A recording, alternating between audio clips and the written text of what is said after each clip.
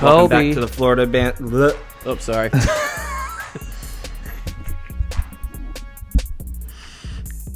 Who are these? Basically.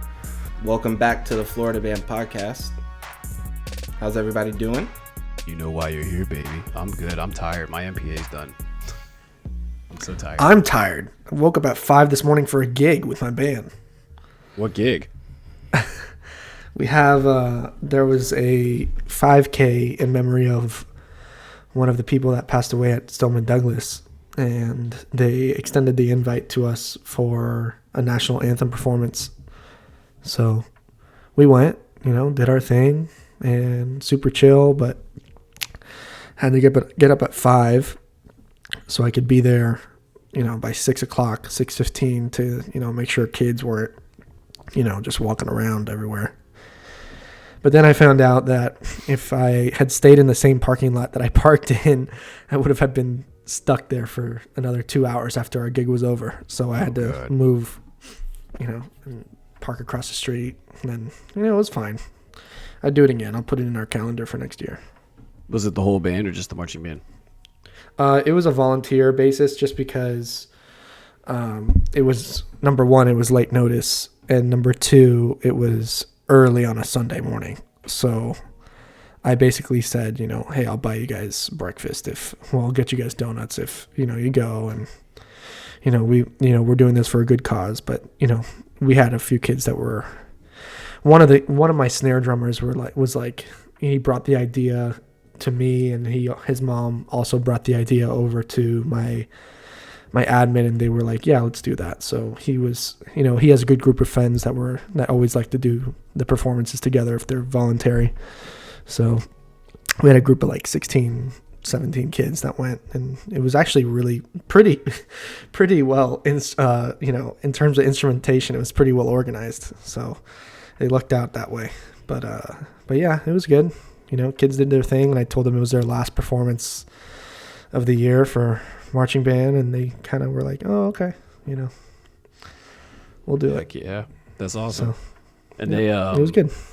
Was it, you said it was for, like, was it organized by the school, or was it the community? It was a community event. So we were outreached by, again, like I said, like a parent reached out and said, hey, we want to do this. We talked to the coordinator, and they were like, oh, okay, let's, bless you. We talked to, the coordinator and said they would love to have you guys there to do a national anthem. And you're like, yeah, okay, we'll do it. But then, it was like just around 2 weeks notice. So I put it out to the kids as a voluntary thing. And, we got the amount of kids that we got, and it was good. So that's perfect though. That's cool. Yep. And admin was supportive, and it was all good. Heck yeah. And then, Christian, you said Kaylin just finished her orchestra all county. Yeah, it went off really, really well. And she already started organizing for next year, trying to reach out to clinicians to see who can do it for next year, which is cool. And we also did our popcorn fundraiser, our second year doing popcorn. That actually went extremely well, way better than we anticipated, and we ended up profiting like $14,000 from this fundraiser over 4 or 5 days, and that ended on Tuesday. So what was the goal really of the fundraiser? Big morale boost this past week as far as that goes. What was the goal of the fundraiser? It was for band, so we put it out as instrument repair, new instruments, and for clinicians. Okay, just the general, like. Mm-hmm. Like, it's our only big fundraiser other than Fair Share. Right. It's really the only one we do. Like, we do like a little mini golf thing, and we did the NASCAR thing. NASCAR, I think, brought in $2,000, which was cool. But those are just smaller type things, more for just like getting the kids to go places. So, right. This one was really cool, because It was all online. They didn't have to go to door unless they wanted to. And we're giving out like cash. So that was a big motivator as well. We're giving out cash prizes. The more you sell, the more cash you can win. Oh, that's cool. I dig it. Well, dope. Yeah, we And how was your week? It was good. It's been busy. I had MPA on Thursday, and with both bands. Which, if you've never have you guys ever taken 2 bands in one day? Yeah, I always do. Oh wait, no, one day? No. Doing both in the same day. No. Mm-mm. It is exhausting, but it is worth it. I enjoyed it because, like, it's the idea, like, you know, it's exhausting because you feel it in your knees and you feel it in your feet because, like, I was on site for 6 hours because my second band was the second to go and my top band was the last to go. So I got there at 2:30 and was there until 10 o'clock at night. But it was nice because then it was over. It's like, oh, I'm done. And it was cool because it was neat to kind of get it over with. But it was nice having Marissa. She met the top band at our school while I took the second band up, and then when she brought the top band to Jupiter to the site, we switched, and so then she. One of our APs took the second band home while she and I stayed with the top band and did the thing. It was good. The second band walked away with straight 2s, with a couple A's on the sheet, which is nice because that was first time bringing the second band since pre-COVID. So that was a nice win, and they sounded good. It was cool because they knew how they performed. Like they walked off the stage being like, "That's 2s, we're calling it." And I was like, "Yeah, probably," because it wasn't the greatest. I will say in a second something funny that happened, and then the top band walked away with straight 1s, which is yay. And that was the first time they got straight 1s in school history. And third in a row for the kids, so they were super excited. But the second band, part of why they were pissed is because 2 trumpet players decided to play the third piece twice. They didn't. They announced our program out of order, like how they announce it right before you go on. And so those kids were like, "Oh, I didn't know that. Oh, okay, that's the program." So then they played. It was supposed to be Manchester March, Shaker Hymn, Prelude and Dance, and they played Prelude and Dance both the second and the third time. And it was like it took them like 4 measures to realize what was happening, and but because they're just being those kids. Well, the rest of the band was just like, "Dude," and I had this telepathic conversation with the trumpet player next to him of like, kick him now, and he kicked him, and the kid went, "Oh," and they fixed it, and we got away with it, but like that was a first, and that was not fun in the moment, but it's pretty funny being laughed at enough that it's like, all right, whatever. Well, congrats, man. Thanks. Yeah, it was. I was really happy. I was really happy with it. This was the first time where the kids were performing and like you could just feel it. I was like, you know what? I was like, this is a good run. And it was a neat little panel. But yeah, so that's over. And then simultaneously, in the past 2 weeks, I visited all 5 of my feeders, just to advertise our coming concert, as well as talking about signing up for band for next year. And so that was like Thursday morning. I visited 2 elementary schools, and then got back, had an hour, and then left for MPA. So it's been pretty hectic, but no, it's been good. When is your spring break, guys? Is it like 2 or 3 weeks? It's the week after MPA, so we have this week, next week is MPA, and then the following week is spring break. Dope. Yeah, we've got ours is we have a full week this week and then like a half week next week, and it's a half week, I think a full week, and then like one or 2 days, something like that, for spring break, which is nice. But yeah, it's all good. So anyway, if you're still here, we're 12 minutes into the episode or something like that, and we're talking about mentorship today. fun fact: we've recorded this episode once before, but I'm an ass and I lost my audio, so we're gonna try. We're gonna try again. AJ, didn't you lose yours too or something? I lost my failures one. Oh, okay. Yeah. So yeah, I don't know what happened. I guess I pushed a button by accident, or there was something going on, and I had stopped recording, and then it deleted the track. But it happens. I see.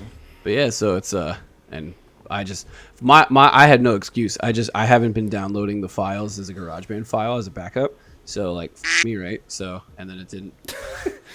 We lost it, but we're good. So yeah, it's the topic's mentorship, and it's just kind of speaking to relevance is, like the three of us in particular, we are as is any music educator. They're affected and inspired by mentors and talk, and so we're just gonna kind of run through a couple topics and speak to stories and anything like that. If it sounds like we're just kind of breezing through some of these stories because maybe we're telling them for the second time, so like oops.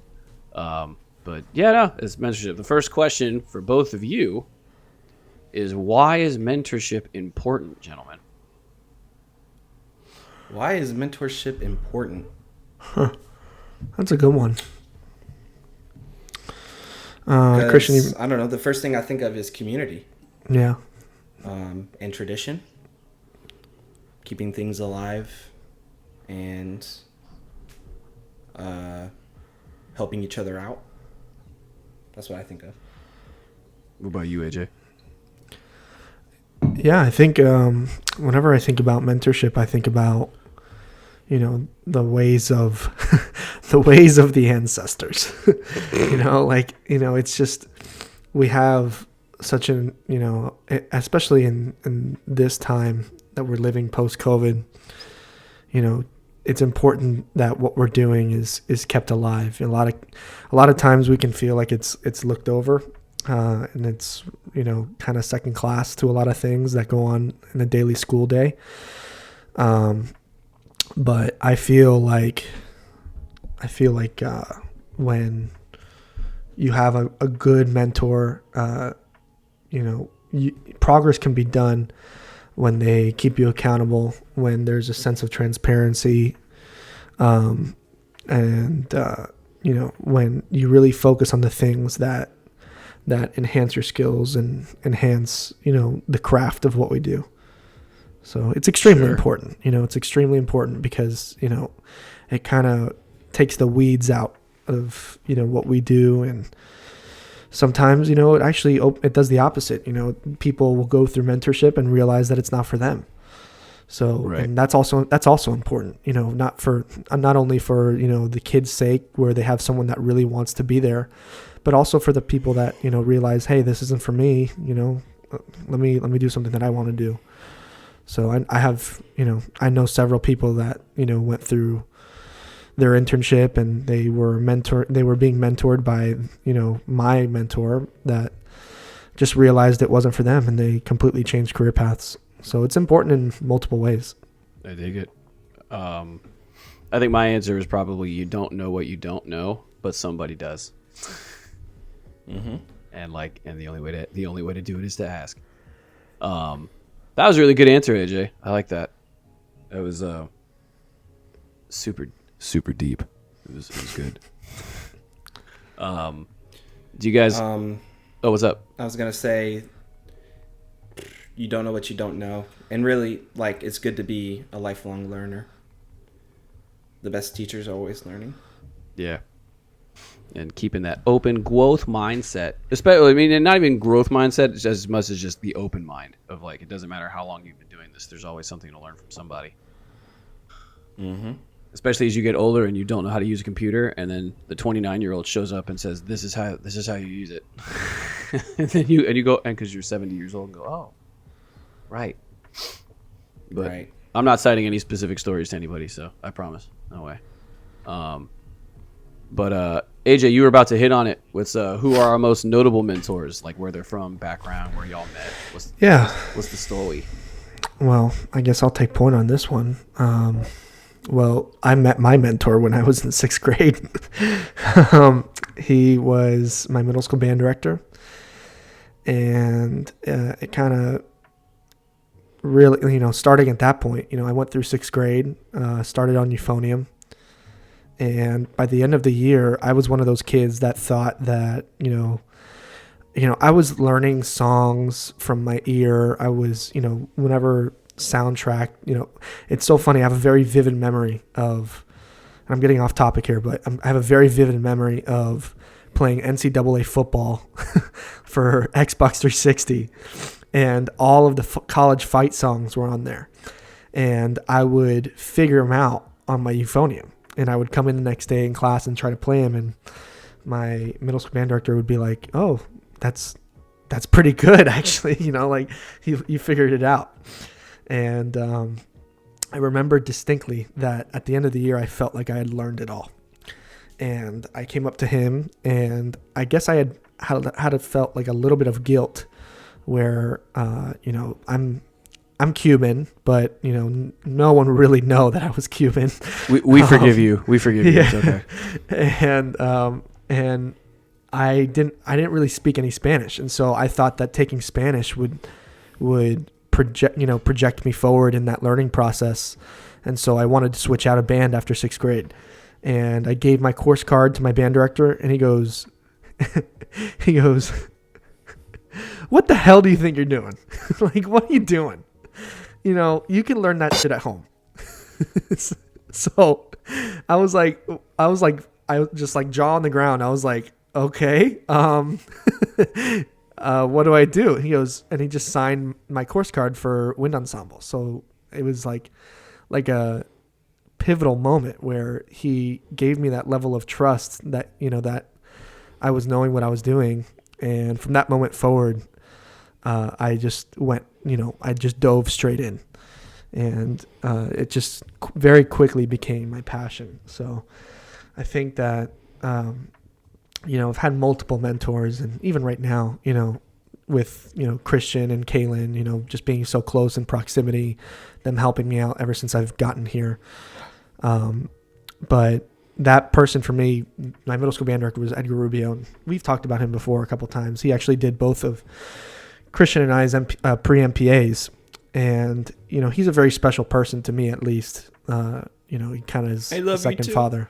Yeah. Edgar's the freaking man. He's the dude. And, he has his ways.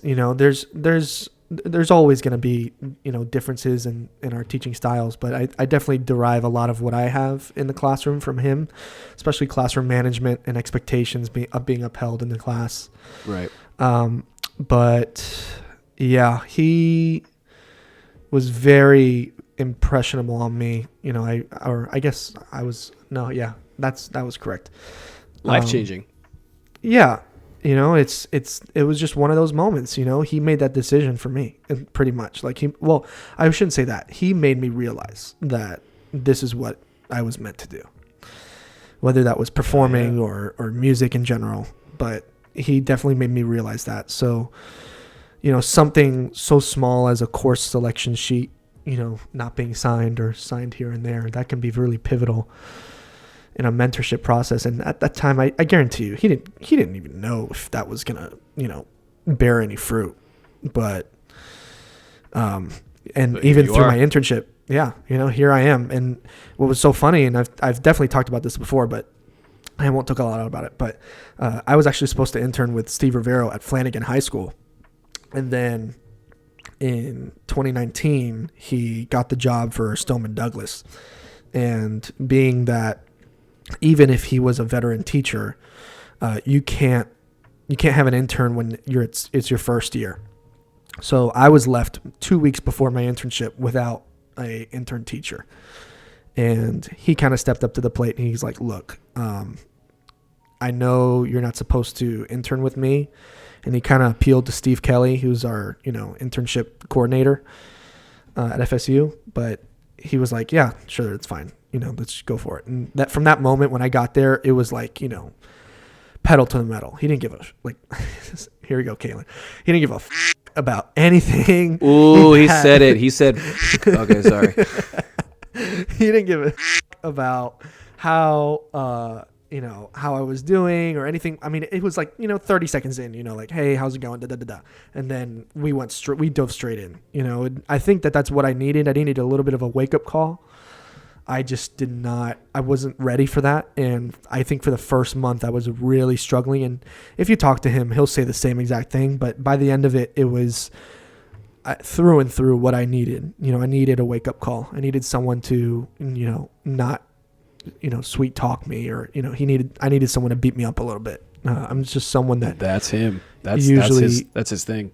Yeah, I'm usually someone that learns the hard way. Unfortunately, trying to be a little bit better at that, but it's definitely something that I will cherish forever. So that's definitely, that person. He is definitely one of them. And I have my high school band director, Dean Calmer at West Broward, but he in other ways he's a mentor to me, just in terms of checking in on me. He's more of a dad side of the mentor process, but in terms of how I am as a music educator, I have to give it up to Edgar. So heck yeah. What about you, Christian?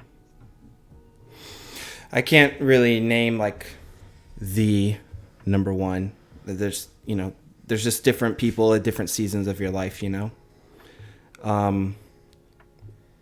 So I had my 7th and 8th grade middle school band director, because I started middle school band in California, and then I moved all the way to South Carolina for 7th and 8th grade.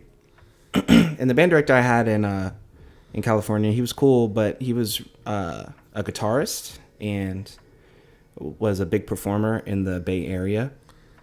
And so, teaching band was kind of I guess, paid the bills or made sure that he, I don't know, it was just his side thing almost. Sure. And whenever we'd go on field trips, it was to a gig he was playing during the day. So at a musical at a neighboring high school or a community event he was playing. So he wasn't really into the band world how we know it today.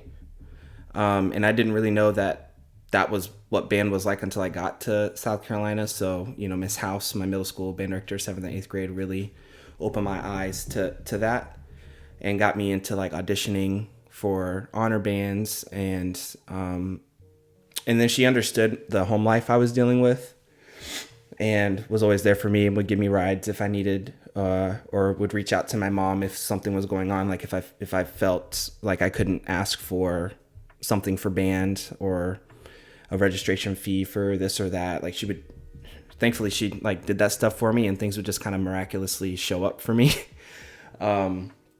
So she was there for that. And during that time, she got me in touch with another mentor who taught me private lessons.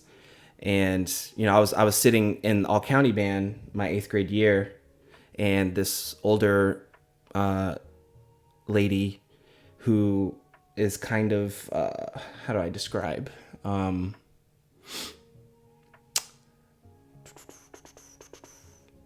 do I describe? Very, very old school band director type female middle-aged teacher. I don't know how to describe it. I get the archetype. Yeah, yeah. Mm-hmm. And but very caring, but had very good boundaries. But anyway, she walked up to me randomly and was like, "You're going to start taking private lessons, and I'm going to teach you, and you don't have to pay anything." I'm not exaggerating, and it's all because of my Miss House, my middle school band director, and because she just knew what I was dealing with, and that I needed guidance to stay on the path of playing trumpet and letting that get me out of my situation and make something of myself. And so and this lady, her name is Miss Moore. So Miss Moore taught me private lessons while I was finishing 8th grade, and then my first 2 years of high school. And my high school band director was a big mentor to me, because one day he noticed that I was waiting for the bus to pick me up, my freshman year of high school, because he drove past and he's like, I live in your neighborhood, right? And I said, no, I didn't know that. And he said, I could just pick you up in the mornings if you like. and you just have to wake up like an hour earlier, but you could come and practice and stuff and help me out or whatever. And I said, oh, okay. And so I did that. And so, he got in touch with my mom as well. And so they had a relationship, and Miss Moore ended up becoming the assistant at my high school, my 11th and 12th grade year. And so we got closer then. I just had this really awesome, just like community of band directors that just took me under their wing. Even the main dealer at our music store, like the main sales guy that goes around to the schools and stuff, came to my house one weekend or something and worked it out to where I could get my first professional trumpet. And like he dropped the trumpet off at school for me to play and try out. And I kept asking Miss Moore, like, hey, when is he going to pick this up? When is he going to pick this up? And she was like, oh, he'll come get it. Don't worry about it. He said you can keep playing it. Just play it. It's like I was taking it to honor bands and things like that. And then one day I got home from school and Mom was like, so I was able to buy that trumpet for you. I'm like, what trumpet? This one?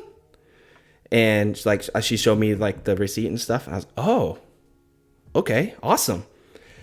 She's like, yeah, our tax return came back, so I was able to, get it. I was like, oh, okay, that's cool.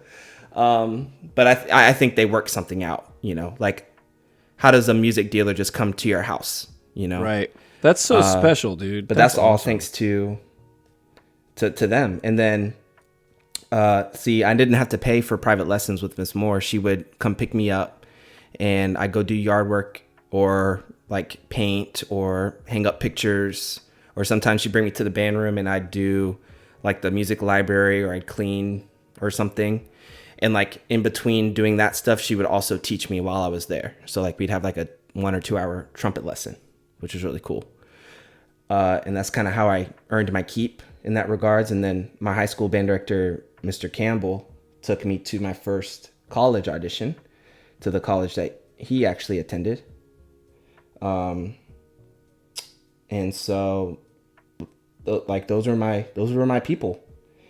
And I mean, even after high school, they would still reach out, or I'd reach out to them. We'd meet up and talk and just kind of get my head straight and guide me towards, where I ended up. And then when I was in college, my orchestra director, wind ensemble director, trumpet professor, helped me, with grad school auditions and recitals and all kinds of stuff. And because of my scholarship, I had to play in a lot of ensembles, and so I got close to them. But they were really invested in me and wanted to see me succeed. So I got those people too. So you're like the product of like a whole. You really are the product of a whole community. That explains your explanation. Yeah, I mean, very fortunate, and I just want to be that for my students, if I can. So that's kind of how I went through. I didn't have like a singular person, so I can't really tell you like, oh, it was this person. Like that's my dude, or that's my chick. Like it was a lot of people, and they all did different things for me. But what was really cool is they kind of worked together to help me out. And the beautiful thing about it is I was not the only person they were helping.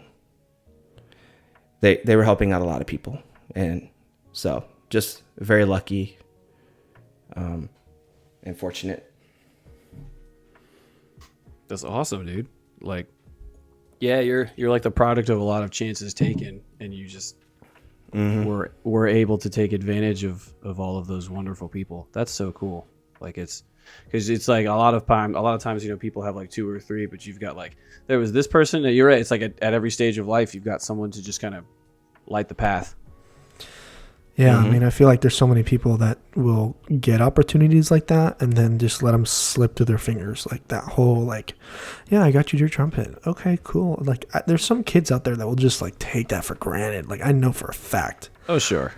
And that's anybody at any level, honestly. That's a pivotal moment in and of itself. So, and all the band directors that gave you that chance. So, not a Yeah. lot of kids, I'm sure there are band directors out there that, they're not really in it for the kids.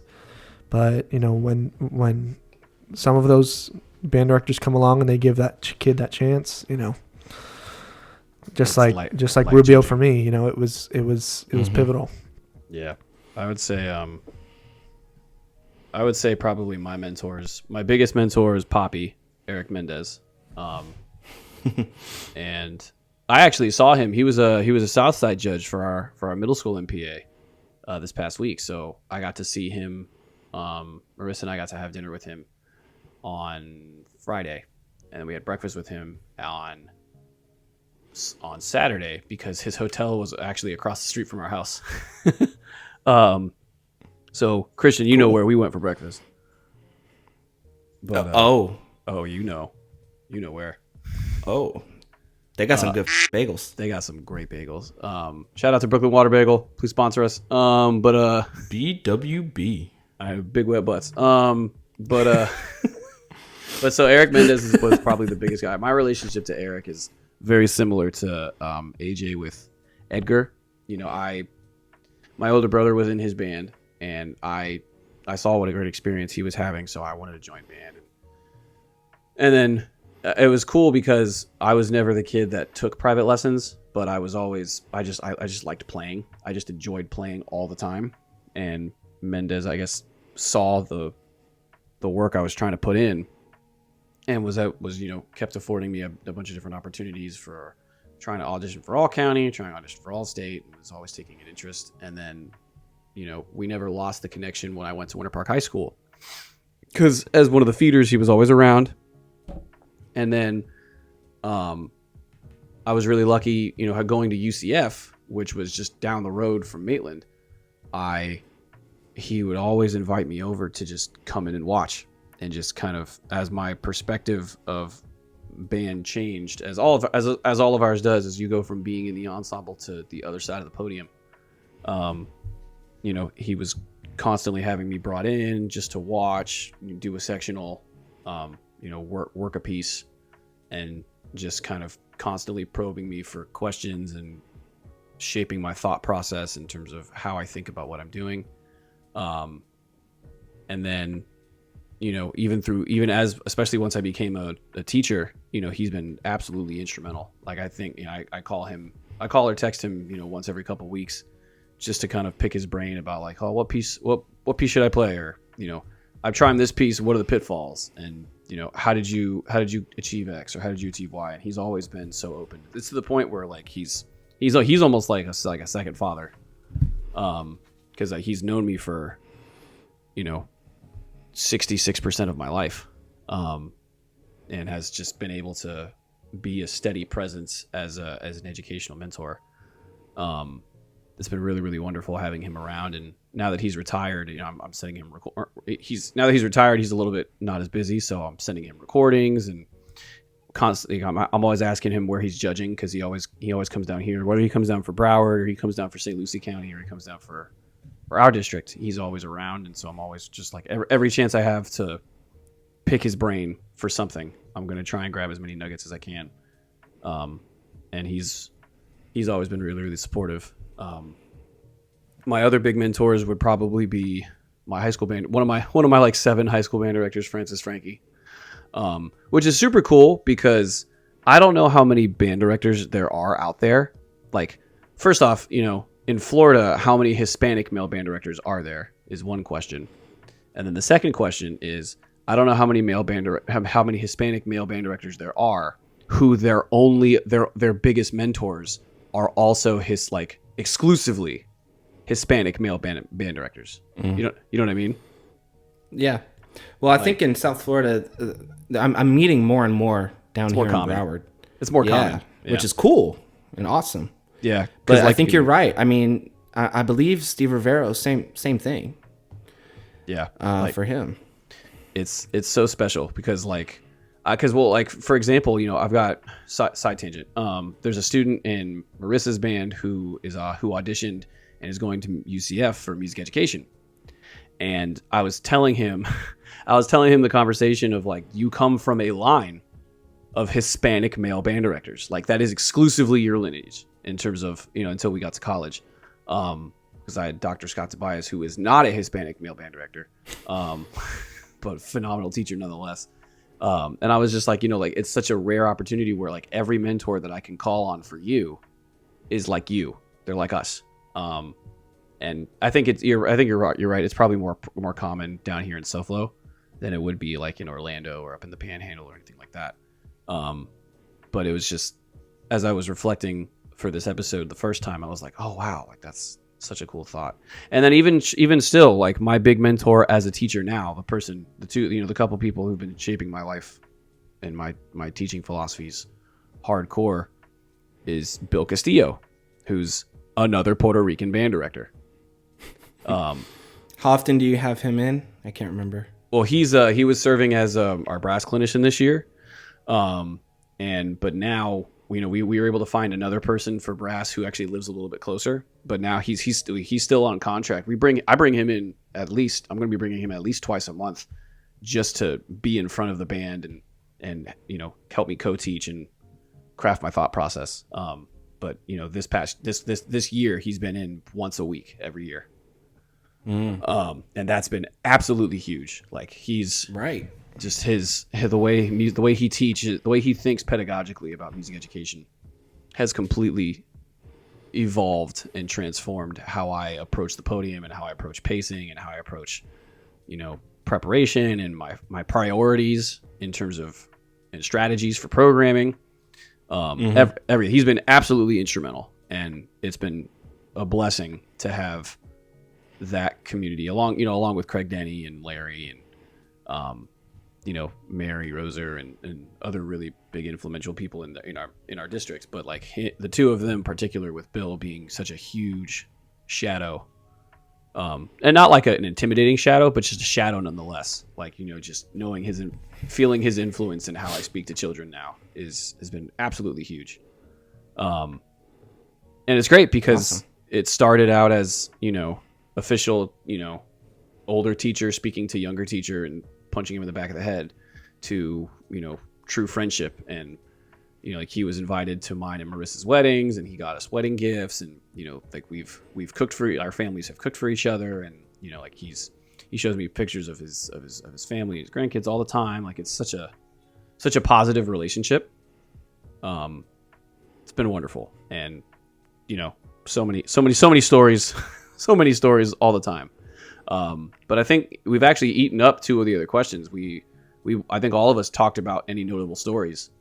So the next question is, what do we look for in a mentor? Unless you have more. Yeah, well, I just, as you were talking, I realized I didn't talk about, like who are my mentors currently. Okay. So I just wanted to give a shout out to a few. I mean, probably first big one when I started teaching publicly, public school, is my music ed guy from my last year at CSU. So shout out to Dr. Keith Matthews. He was instrumental in getting my first job and my second job, believe it or not, even though we only exchanged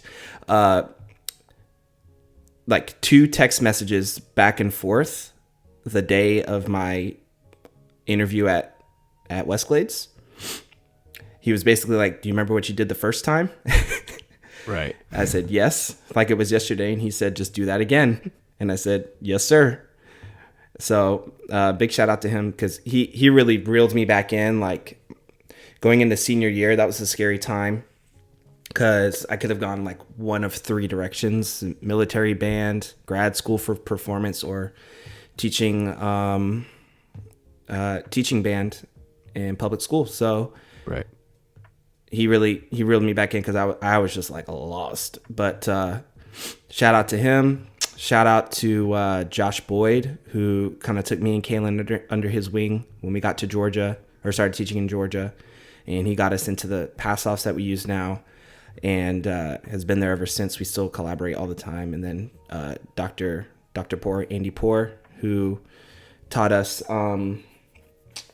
marching band techniques in college. And met very few times because by the time I took the course, it was 100% online. But then when we started teaching in Georgia and he started teaching middle school in Georgia, we started running into each other, and then he took us under his wing as well. And in fact, it was more so when we moved away from Georgia. For some reason, we kept collaborating more and more. And now we're really good friends. And we actually brought him down last summer. And then this past week, he confirmed he could come back this summer for our camp. So, and then last but not least, Alex Kaminsky I wouldn't say last, second last, Alex Kaminsky, who mentored me about how I teach pedagogically, basically how, what Bill does for you. That first year we were here at Westglades, he helped us out a ton in that regard. And then he did take a job at Vandercook, but then of course Steve Rivero comes in and is doing a great job with that as well. So shout out to Steve also. He's the man. So those are the guys in our corner currently. Absolutely. And it's like it's kind of cool. We've all met each other's mentors to a degree. And it's just this big, it's really cool how the world gets bigger but smaller at the Back same to that time. whole community aspect. Absolutely. Because I know Bill has worked with and for you guys. Steve has worked with and for me. We've all learned from Alex. We've all learned from Rubio. We've all had conversations with Josh. We've all had conversations with Andy. We've all had conversations with Mendez. Like it's all one kind of synonymous community. It's super cool. What do we look for in our mentors? What makes a good mentor to you? I would say for me, it's authenticity, transparency, willing to share the good and the bad. That's a big one. Yeah. Knowing that, the things that I would feel vulnerable sharing, they would also, share that feeling. And knowing that the reason they are experiencing success is because they've failed just like we do. And, there's no special secret sauce or cheat code to doing this well. It's just, diving in and getting your feet wet and your hands dirty, sweating and crying and bleeding and mostly doing sweating. It wrong. Sweating all doing the it time. wrong until you get it right, and no matter how long you do it, you're never like perfect at it. You just keep grinding. Yeah. That's what I appreciate from mentors. What about you, AJ? I think the relentless. I think just the relentless attitude of trying to be the best you can be, and but still understanding that there will be shortcomings and just being real. I think that, there's a lot of us out there that will tend to downplay or ignore certain aspects of our job because it's not sexy enough. It's not, it doesn't show off that we're succeeding. I think that there's a stigma for sure. I think that there's a stigma that we're trying to compete against each other. There's no doubt. I think it just stems from an inherent competition that we share once we start playing music. Like, I think in my second year of playing, I found out that there's chairs, like in the higher you are, the better, it's just those kind of things that are grilled into us from a very early age that tend to show up in our work. And depending on our upbringing, ego plays into that. So I definitely look for someone who could care less about that, who is so not about that, like so oppositely about their own looks and the way that their program looks and their concerns about their students, representing the program in the correct way. Like I feel like that term is weird, where they have to be correct all the time. They're just kids. Kids are kids, and I think that if you create a culture that allows for them to be themselves yet still represent the program, that prioritizes them being themselves still as a unit, I think that's the good place to be. I think, when you provide a structure and a foundation for that. So I look for people that have figured that part out where, there's a system in place. They're organized. They feel like, that whenever you talk to them, there's always something that's going on. They're never chilling out, or, there's always something. They're always trying to push the boundary of how much, what can they do? And, on the other side of that, there's also, can they balance that with, when it is time to chill out, and right. I think that's been the biggest thing for me. I went into this feeling like I needed to work my freaking ass off all the time, like even when I was home, I felt stressed, anxious, and it's funny how effective you can be during the school day. Granted, we all have fire drills, we all have the the lockdown drills, we all have all the daily disturbances to our schedule, but I think there's a lot to be said about planning. There's a lot to be said about having a schedule, making sure that you're aware of what's going on at all times. I personally have found that my students feel way more confident about everything when I put out a schedule for them, when I remind them, when it's constantly in their face. They actually start holding each other accountable. So it is something to be said about a mentor that can do that stuff, and not just can, but consistently does that stuff. So right. It's definitely attractive to look for those kind of people, because I think that's what shows off success. When everything is so perfectly organized, there's a reason for everything. It's not like things happen by chance, even though they do. So I think that for me personally, that's what I gravitate towards. It makes me have this perception that they've figured it out. Mm-hmm. Like air quotations, figured it out. It shows a sense of maturity. It shows a sense of purpose, drive, all those things that we look for and we try to, emulate every single day. Right. So that's really what I look for. I could care less about how many kids are in your program. I'd rather just look for, how do you run it? And I think that speaks volumes. You could have like 20 kids in your program, or you can have, 200 kids in your program. I really don't care. So long as, if I see those kids being professional, they're gonna mess up. They're gonna, be crazy sometimes. They're kids, like I said, but if they know when to turn it on and when to be themselves, I think that's definitely what I look for. Sure. That shows that's what I would, qualify and quantify as some measure of success.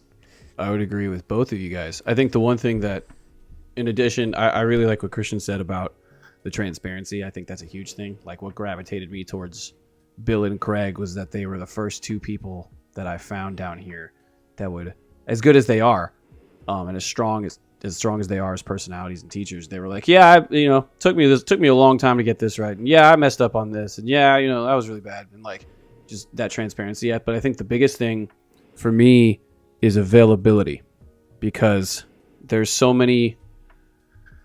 lot of band directors and teachers out there that are like, yeah, man, just give me a call. I'm like, yeah, man, just reach out. I'm like, yeah, man, yeah, totally. Anytime, because they're nice people. But when you send the text, do they even respond? I'm laughing because, yeah, Alex Kaminsky, we love you, but you're not available because you're in such high demand. And that's the thing, it's but like, I know like if it was super important, he would be there. Yeah. But like, that's a thing, cause like I had a conversation where I had to call out people in my own district for talking that huge talk of like, yeah, man, we'll be there anytime. And then I would reach out to them and they would drop the ball or they wouldn't respond. And it's like so spurring to just be like, all right, fine. Like, quote, sorry, Kaylin, but like Whereas you find mentors that, not Kaylin, but like, that was because of the edit. I love you, Kaylin. Oh, okay. I was like, what did Kaylin do? No, it's just like I was, because now she has to edit that word out. Yes. But it's just, you know what I mean? It's like people are like, yeah, man, no problem, and then Yes. they don't do anything, and you got to just go f off, guys. But then you find the mentor where you send a text and they get back to you, and it's just being available to actually engage in the dialogue and the conversations that are needed is so important. And I myself, as I've taken up certain leadership aspects in the district here or there, a younger teacher who doesn't know any better, they come talking to me like I have any answers, and I have no answers. And I'm just like, okay. But younger teachers, there's a couple in our district at the high school level, and they've come up to me and just asked me questions, and I'm like, here's my number, like, call me, because I'm a millennial who does use my phone. So when you when you text me, I'm going to text you back, and if I don't know the answer, I'm going to tell you that I don't know, so I'm not wasting your time. And just providing that availability is probably the most important part, because if they're not, whether they care to be available or they just are by the nature of their personality, is such a huge thing for me, because I'm the kind of guy as a younger teacher, and when I was especially like in my first couple years of teaching, I was the guy where if you were like, hey man, yeah, I'll totally help you out, here's my number, I would call you. And the people that I still talk to are the ones who picked up, and the people that I don't talk to at all anymore are the ones who didn't, because I'm like, well, thank you for showing. And sometimes they wouldn't pick up and they'd apologize because of busy X and Y, and that's different. But there are people out there who will advertise themselves as this great mentor to others, but then not be available. And I think that's such a sin in our profession, because it's like Christian said, it's like AJ said, it's like you guys said earlier in the episode, it's the passing of the traditions and the passing of concepts and opinions and philosophies. But just because you have those great philosophies and opinions doesn't necessarily mean that you're the right person to pass them down, because are you even going to pick up the phone? And I think that's such a huge thing. How is here's a last good question, and it might get a little heated. How to avoid the false mentorship? What are some red flags in people that this is us speaking to like younger people, like age 22, 23 years old, first year's teaching, and they're looking for someone to latch onto and learn from. What are some red flags that they should be available or should be aware of? Can I take this one real quick? Absolutely. Yeah. I love AJ's hot takes. We should have a thing that says AJ's hot takes. Listen. Okay, I'm trying to do a little bit of a better job here. I love it. Please continue. I think that me being the youngest out of the three of us, I have a good sense of what's currently going on. And I just feel whenever someone is falsely mentoring, it's not even falsely mentoring, because I never really see the bad in people as soon as I meet them. It's usually after a few more times that, we have conversations. It's just, honestly, it's just like meeting someone. It's hanging out with that person, and then it's, if you're aware of what's going on socially, you'll know. But I think the giveaways are like dismissiveness, never following through with helping, or it's like whenever a friendship, like we've all had friends that, have kind of drifted away. It's the same thing where, you have someone who was like, yeah, I'll help you out for sure. Just text me, and then never reaches back out, or never, offers, or never, it's like that quid pro quo, like, I'll help you, you help me. Let's be symbiotic in how we do this, because, like I said very early, like we are very, we're on the precipice of, of all these kids not really wanting to do band, and we really got to sell it sometimes. Right. So, every bit of help counts. But I'll just say, in my experience, especially my first year in Jacksonville, I met quite a few people and even hung out with quite a few people that I could, because I got there and I knew absolutely no one. And it felt like no one really wanted to help unless you were at a correct school. And I say correct as in air quotations, like Oh, we like, know. like you I gotta can't be wait at- for you to name these people when we get off the. I'm so. I don't know if I'll do that off air, but I just it's Do not it. even like it's not even like that. It's like I felt like it was part of a bigger problem up there. It was just systemic. Everyone was, and it really is. It boils down to which district you're in and where you are. If everyone's really struggling, and mind you, this is right out of COVID. So, take this with a grain of salt. But it was very much like, oh, okay, oh, where'd you go to school? Oh, okay, and whenever you try and reach out, like case in point, I had to run marching. I was at a high school up there, and I had to run marching band all by myself, like every aspect of marching band. No section. Like I had to tell the kids to go do sectionals in a place where I could still see them, but like they were by themselves figuring it out. And I felt so spread thin, like so incredibly spread thin. I had some money that I could use to pay for, like a staff member, like especially with guard. And I remember specifically sending out an email to the entire district asking if anyone had known a guard staff member, or if someone knows a guard clinician, or anyone that's willing to help teach the guard. And I sent that email at the end of July, middle of July, and never received a response. That's awful. And I felt, and at that point I was just like, you know what? Like, I'm just going to do it myself. And I don't give a shit because it's for my program. And if no one's going to help me, then I'm going to help myself. And I just felt an immense amount of, like I had been left to, I guess, loneliness in that sense, where it was like no one was willing to help. And it felt like everyone was struggling.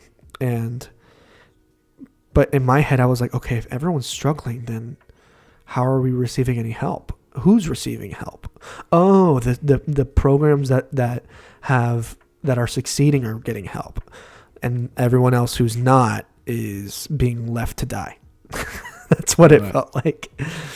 And you can call that a hot take, but I genuinely feel like that was the case. And I reached out to my supervisor multiple times, and it was crickets. And whenever they did come in, it was like, oh, you're doing everything all right. You're doing everything good. Bye. I was like, I'm in my first year, and you're telling me I'm doing everything right. Something is wrong here. Yeah, absolutely. Something is incredibly wrong. If you're telling me in my first year of teaching during COVID that I'm doing everything right, I am not that good. I am. And you're telling me that I'm doing everything right? That was like, you want to talk about like, what's it called? Imposter syndrome? That was the weirdest feeling that I had felt, because I knew that I was up on the daily. I was like, I was making mistakes. I was trying to figure out things in the moment. I wasn't really planning all too well. To put things in perspective, I was at a school that was in a not very good area. It was inner city school. It was I say inner city, but it was like rural Jacksonville, but like the area itself was not a good area at all. And that school was primarily for, academics, and it was a magnet school. And I knew that kids weren't going there for music. So, but even still, I tried to make the best of it, and man, it was tough. So when it comes down to mentors, you'll tell the red flags will go up once you realize that they're not really there to help. They're really there to gain some level of clout in helping you, or to just be fake, or to say the right things. So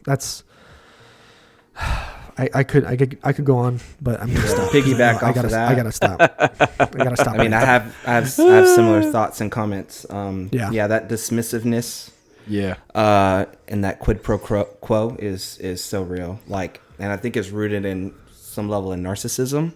Yes. Because they really just want the title of mentorship. They want people, or mentor. They want the people to think that they are a mentor. They want to feel like they are a mentor. But when it comes to actually being a mentor, they're not in it. Right. They're not in it, or they're in it, right? But it's only so that they can feel that grandiose feeling. Yeah, and mind you, like I felt like in Jacksonville, like the people I went up to, I felt like were successful, and there weren't not to get shots fired on Duval County, but do it. There's not that many. There's not that many programs up there that. But seriously, alongside that, AJ, is the jealousy and the selfishness when the one being mentored starts to experience some success. Yeah. And there are crickets from the mentor. Oh yeah, just the envy. Oh, that's so gross. I mean, for example, like Kaylin with her first MPA from orchestra, right? It was astonishing to see who went out of their way to say, congrats, or to reach out to see how things went, versus the crickets from some of the other people who we thought, should care or would care. Mm-hmm. And then like launching our business, the Mastering Musician, same thing. Like, they don't want to see you succeed. They want to keep you under their thumb, or like, you can't like be your own person or have your own success type thing. Oh, now, you don't need me anymore. Okay. It's the fear of losing power. You feel that, and then there's the jealousy versus like, wow, I'm so glad that like, for example, you took my idea and ran with it and made it better. Yeah. Or how did you come up with that? Can you share that with me? That would be awesome. Right. And or good mentors grow with their proteges, and it's not a one-sided relationship. It's a mutual growth. I mean, you gotta understand that because the whole point of you teaching someone is so that they don't need to be taught by you anymore. The best teachers become obsolete. Yep. So really, why are you in it? But yeah, AJ, that's exactly what I started writing down over here on my notes when you started talking. I wrote down narcissism and personal gain and jealousy and selfishness, and I wrote crickets. Yeah. It's the crickets for me, man. It's so indicative of people that just don't want to help. They don't want to help, and they see their influence, I should say, which is so ironic because that's why they're in it for the first place. If you want influence, it shouldn't be at FBA meetings. Like, it shouldn't just be at FBA meetings. It should be at how you want your district run. Like, do you want bands that are successful, or do you want when you're like just the loudest, when you're the loudest at FBA meetings, but like, or on social media when the only time you share is when you're succeeding or perceived success. Yeah. Right. Red flag. Yeah, Red flag. Absolutely. I think share the good and the bad equally. Yeah. I'm trying to think. But that just goes back to that authenticity that I started with. That's just me. I think another red flag is disillusionment, where you like it's the kind because we've all met this is a much smaller one, but like y'all have ever met those people who just like their shit does not stink because they have a clogged nose, but like everyone else can smell it, but they just go from new teacher to new teacher to new teacher, offering their advice and Like, you know what I'm talking about? Oh, Like, we know several people like that. it bugs the shit out of me when they're just like, hey man, check out all these great things that I do, Yeah. and like their bands can only play so well, or on the side Oh, you hear man. of all of the things that they're having to do about X and Y, and it's like, and because they're so, you know, they're nice people, so the younger teachers are like, oh yeah, totally, nope, and then it's like, oh no, like, Or like, you know, child, they're come here. nice when they're nice to people that think that they're awesome. Amazing. But Yeah. when someone sees you as, you know, their equal, that's when they start to be like, oh, I don't like that. Yeah. And then when And those They people bail phase out in real and quick. They bail they want to out bring real you quick. down. AJ and I had personal experience with someone recently. I get it. It's so awful because like the people that are like that in the areas that I have taught are kind of still around, and it's what I and the circle of people that I typically are with will see those people kind of like encroaching on the newer people, and we'll grab the younger director's arms, be like, you come here now, like you come here now, come sit, like no. But which is ironic because that can also be perceived as the exact same thing, but it's also the level of, you know, the experience that we're trying to offer them when they do come talk to us, and like the availability. Like y'all, we were talking about availability. I literally, the high school director that I was talking about earlier, I texted him like 5 minutes ago, just like, because our MPAs are coming up. I'm just like, hey, how are you feeling?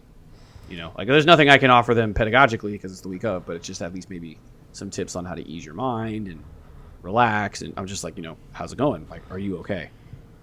Kind of thing. But yeah, man, that was the red flags situation is a whole. That's a Patreon episode within itself if we really want to get into that. Oh my god. If we ever get it, yeah. I mean, we could, but we could do that at our next recording. But I got nothing else to talk about in terms of mentorship. This has been a really great episode. I'm glad that we got a chance to re-record it. Does anybody have any final thoughts before we wrap this one up? I think speaking from the perspective of a young director, if you're thinking about mentoring a younger director in their first 5 years, I would even think, in the first 5 years of teaching, you know, you need to, I'm going to tell you that you have to come at it from an extremely honest perspective and an honest attitude.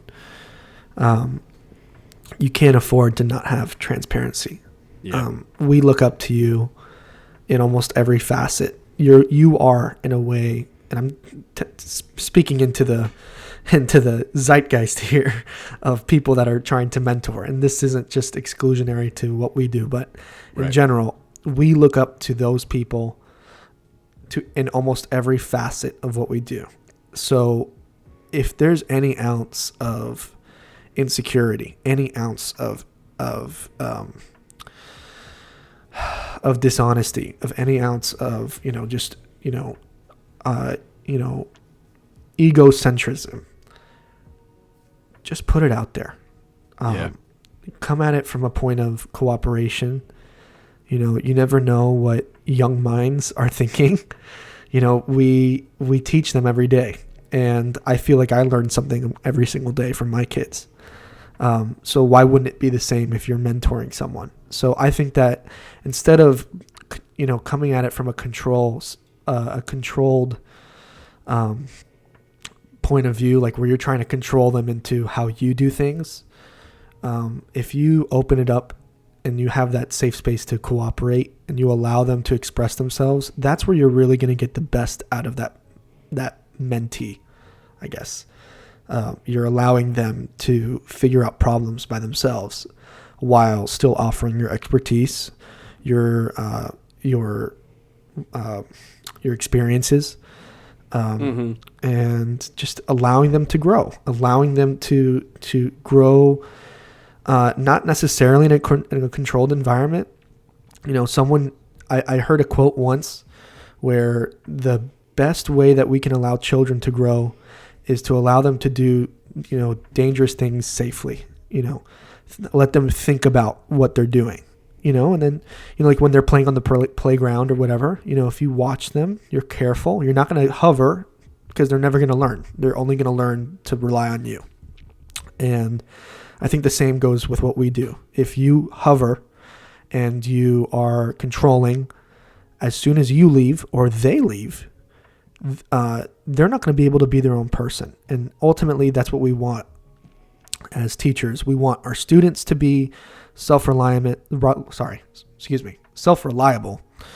autonomous. We want them to think for themselves, but still think, appropriately, and, allow them to grow independently with what we give them. Kind of just like a relay race. We just hand it off to them. So again, if you're mentoring someone and you're doing it wrong, or in your heart that something's off, it's not too late to just come clean and just be like, hey, I haven't been, this. I fail too. I do this.